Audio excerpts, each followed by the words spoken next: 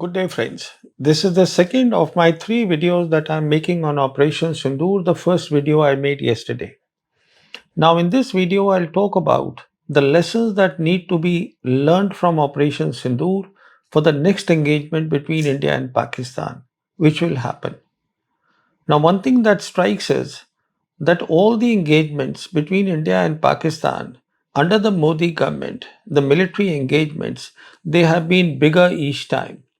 2019 was bigger than 2016, 2025 was bigger than 2019. So it is a certainty that the next engagement, when that happens, let's call it Sindoor 2, will be far bigger, will be far deadlier than what has happened in Operation Sindoor. And therefore, it is important to understand the lessons of Operation Sindoor. How I intend doing is that the key argument of my last video, I'll just take that argument and take my discussion forward in this video. And the key argument was that the Indian military has conceded the strategic and the operational level of war, the space, to the Prime Minister. And Prime Minister Modi today has emerged as India's topmost operational commander. This has implications. When we talk about strategic level, we are talking about the political leadership telling the military leadership what needs to be done. And when we talk about operational level, then this is a space which is sacrosanct space of the Indian military to decide how it is to be done. Which is why all the three services, their chiefs, they are the topmost operational commanders of their service, a space now that has been conceded to the Prime Minister. As I had said, that in 2014, the Prime Minister gave the operational directive that the Indian military focus only on terrorists. So the key thing was counter terror operations. Now, when you take this down to the operational level of war, and with Modi being in charge of the operational level of war, and if the Indian military is to do counter-terror operation, the clear constraint is, unsaid constraint is that there will be no military to military engagements done by the Indian military, something that we saw happen in 2019 as well as in 2025. In 2019, we saw that the Indian Air Force did the Balakot operations, which were counter-terror operations. But when the retaliation came the next day from the Pakistan Air Force in terms of military to military engagement, because they engaged the military targets on Indian soil, Indian Air Force conceded that what they had done was act of war, but Indian Air Force did not respond, and that was precisely about this constraint of no military to military engagement and hence no escalation as far as Indian side is concerned. Same thing we saw in Operation Sindoor. Please recall, in Operation Sindoor, the first night, the air battle that happened on the 6th, 7th May, the Indian Air Force did counter terror operations. It hit two terrorist infrastructure, two terrorist targets. But when the retaliation came immediately from the Pakistan Air Force, which was air to air engagement, which is the military to military engagement, air to air engagement, we know is the main mission of any air force. The Indian Air Force did not respond. In my assessment, because of that operational constraint put on the Indian Air Force, and there is a bit of evidence also to support that. However, on the night of 9th, 10th May, we are told that as part of the tri-service operational plan, the Indian Air Force participated and it did successful counter air operations, both defensive as well as offensive. But as I said, it did not do any air to air operations. Of course, there were implications of that, which I have explained in my earlier video. But the key thing that I want to talk about in this video is who has put these constraints or who has helped the Prime Minister in conceding the operational level of war. This also I tried to explain in my earlier videos. It was the Indian Army which did that, which conceded the operational space to the Prime Minister. And Indian Army is the biggest of the three services in the Indian military, and this was done in the 2016 so-called surgical strike by the Indian Army. They were not surgical strikes, they were shallow counter-terror operations on the other side of the line of control, which the Indian Army built the narrative to make the political leadership happy by calling it a surgical strike and hence conceded that space to the Prime Minister. Now, the question is, why did the Indian Army do that? And the answer is very simple. Please remember that for any army, the main job is preparation for hot war. And when we talk of hot war, we are talking of exercising the art of generalship. And the art of generalship is that you balance the science and the art of war.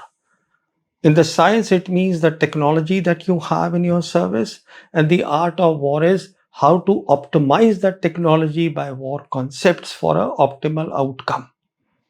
That is the art of war, and that is the key job of any senior officer of a general. Now, when we talk of this balancing of science and art of war, any person will tell you that the service of a senior officer or experience in uniform, it simply counts for not about 25%, not more than that. 75% the art of generalship is about knowing the advances in warfare. And for that, you read and you reflect. That is the art of warfare. In the case of Indian Army, as I have explained, for the last 35 years, it has been embroiled in counter-terror operation, which are tactical operations which they have actually now elevated to an operational art, which it isn't. So the point to make is that as far as the Indian Army is concerned, I believe that the Indian Army, because of this unending no war, no peace operations that it has been doing, it has not kept itself abreast the senior leadership of the advances in warfare, especially of the PLA, which is at the cutting edge of advances in warfare and also happens to be India's primary threat. I'll give two examples here. The first example is of the army chief himself. Now, General Upendra Dwivedi, the army chief, he recently was talking and he spoke about the changing character of war, where he said that the Indian army today has a lot of war domains which work together in what he called multi-domain operations. And he listed out the war domains, and that he said are land, air, space, cyber, information, electronic spectrum, academia, and industry. Now, the problem is that these are not war domains at all of the Indian Army or the Indian military. Because when we talk of a war domain, we are talking about the capability of a service or the military to combat, contest, and confront a peer competitor in that particular domain. And when you take that definition, the Indian Army or the services have only three war domains. The three services, Army, Air Force, and Navy, they have their own physical war domain, and that is where they can fight. As far as cyberspace and electronic spectrum is concerned, what the chief spoke about in the Indian military, in its context, they are mere force multipliers which enhance the domains of war. They are not war domains by itself. And what the chief spoke about, academia and industry, that is about civil military integration or civil military fusion for building capabilities, an entirely different field. So the problem, as I said here, is that if a study is done of the PLA, it would be realized that PLA today has a capability to fight in 7 war domains as against India, which can fight only in 3 war domains. So I highly recommend even the army chief to read my book. This book came out in 2022 early. This is called The Last War. Most of the things that need to be known about the PLA, what the PLA is doing, its capabilities, its war concept, where it is headed, I think I have been able to do justice in this book, so it may just be worth reading. Now, I come to another army chief, a former army chief, General Dwivedi's predecessor, General Manoj Pandey, who was there on another program. And I heard him say that the future war, when he was asked after Sindoor, he said the future war will not be as Sindoor unfolded. And then he started speculating about PLA war. Now, first of all, I would like to say that Sindoor 2 will be a bigger war than what Sindoor 1 was. What we saw, the 4 days war, and in fact, Sindoor provides the perfect window into what the Sindoor 2 will be, and hence the need to focus on the lessons of Sindoor. Now, as far as PLA is concerned, there is some good news for General Pandey as well as the military leadership that I don't believe at all they can do their own war appreciation and war gaming. That the PLA actually will fight with the Indian military. And the reason is geopolitical. But I will not get into this field here. But there is a instance, there is a case where the PLA will go beyond the gray zone operations that it does. And that instance is that when the President Dalai Lama he dies, China definitely will want the control over the 15th Dalai Lama, his successor. It will not allow the Tibetans or Indians to control the 15th Dalai Lama. So, the worst case scenario that I can see today of PLA doing is not getting into a hot war but using its non kinetic capabilities, which are humongous, in the war zone. That is what is called the whole of nation war. Today, it has the capability to bring the civil life in India to a standstill. I won't go in the details here because the focus is on Sindoor. Now, as far as Sindoor 2 is concerned, and the battlefield is concerned, the battlefield certainly will be uh, India fighting with Pakistan, with PLA helping it to the hilt. So, what we saw in Sindoor 1 or Operation Sindoor, one front integrated war, it will be enhanced at a very higher level. Because as far as China is concerned, China means it when it says that it will support Pakistan's territorial integrity and sovereignty. And they will do that. So, what we will be looking at or should be prepared for as far as Operation Sindoor 2 is concerned is that on the Pakistan side, as far as the strategic level is concerned, that will be controlled by Field Marshal Asif Munir. And as far as the operational level is concerned, which is the key level, as I said, for a campaign winning or losing, it is the three service chiefs of Pakistan that will make the war plan, but it will be the Pakistan Air Force and the newly raised Pakistan Army Rocket Force Command, which will be there in the lead in an operational role for getting a superiority against India. Because only once that is got at some level that the tactics will start and the Pakistan Army then will be looking at exploiting the gaps in the land war. However, on the Indian side, I do not see a possibility of anything more than what we have seen in Sindoor 1, which means that both the strategic and the operational level of war will be controlled by the Prime Minister himself. The service chief will be left to tactics and narrative building. And let me say it very clearly that however good the tactics be, without a sound grounding of the operational level of war, it will unravel very fast, unfortunately. Now, as far as the operational gaps are concerned, obviously both the sides have seen and understood the operational gaps as they were in Operation Sindoor.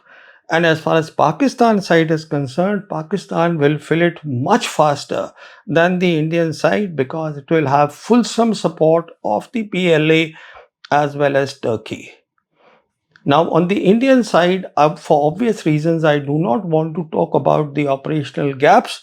But let me say on the Pakistan side, there the structural change or raising of the rocket force command under the Pakistan Army has been a great thing, and this is where they will bring in their hypersonic missiles coming both perhaps from PLA as well as Turkey, and all sort of drones will come here.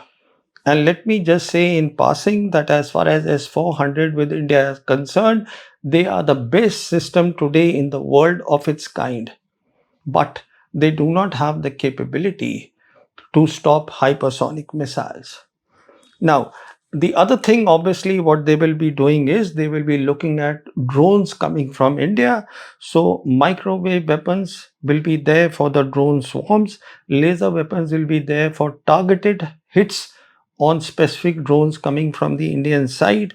Then, obviously, the Pakistan side will be looking to get from China, and they will get it better air defense systems both for area as well as for point defense. And where they will certainly score over India is the surge capability. This is very important. We know that unlike what we saw in Kargil, when General Musharraf was there sitting in China and asking for the wherewithal, since 2022, select Pakistani officers have been embedded in their embassy in China, and their sole job is to ensure an unlimited supply of ammunition and spare part to cater for the surge in operations in Sindoor.2 against India. This luxury or this opportunity may not be available to the Indian side. So overall, how things will look at is that as far as Pakistan is concerned, uh, the war zone is concerned, and war zone is whole of nations. This is where the non-kinetic capabilities come into play. We got a peep into what things will be because in Sindoor, reports came that the Jammu and Kashmir, their computers were down because of cyber attacks coming from Pakistan. And cyber attacks we know are non-attributable, and China has humongous capabilities as far as cyber weapons are concerned against India. I won't go in the details except to say as they are non-attributable, so they could be seen as coming from Pakistan soil. But I have already said that the capabilities that the Chinese have, they can really create havoc in whole of nation of India. That is one part. The second part is what goes on in the combat zone or the battlefield. Now, here some definitive things will happen. The first thing is what we have seen by the use of missiles, and there will be much more in Sindoor too when it happens. That these long range missiles, what they do is that they hit at the operational and the strategic depth, and they unravel the entire defenses. As a consequence of that, all the structures that the Indian Army has created of core as well as command headquarters, you see, all that will unravel. They are today operational pieces and they will just be left with doing tactics instead. That is what will happen. Then the entire combat zone of the battlefield, as far as the Pakistan side is concerned, it will be transparent for them. It will be illuminated for them. And as far as invisible war is concerned, which I have already always argued, and in fact, I have written a whole chapter on this called the invisible war, where I have said that this continuum of cyber, space, and electronic warfare is the key to winning or losing the war. And this is where the Chinese excel. They have excellent capabilities. We will see a lot of these capabilities in Sindoor 2 also. Then we will see all sort of drones also coming here. Of course, the Indian side will also get that, but I'm not talking here of the Indian side. And then we have to also be prepared that in Sindoor 2, as far as China is concerned, while China will not actively participate, as I said, it will support the Pakistan military to the hilt, but it will do heightened activity of its gray zone operations on the line of actual control, ensuring that the limited assets of the Indian military, especially of the Indian Air Force, they get distributed, which cannot be good for India. And please remember that Kashmir theater, for all the talk of normalcy of the Indian side, will be an active war front. So the point I want to make is that Sindoor 2 I foresee if it happens will be a hot war, because even if India will desist from doing military to military engagements, the Pakistan side has always responded with military to military engagement, and it will compel India to respond to what it does. So in my next video, I'll explain what are the chances of Sindoor 2, and I will also talk about the narrative building by the Indian military. Thank you so much.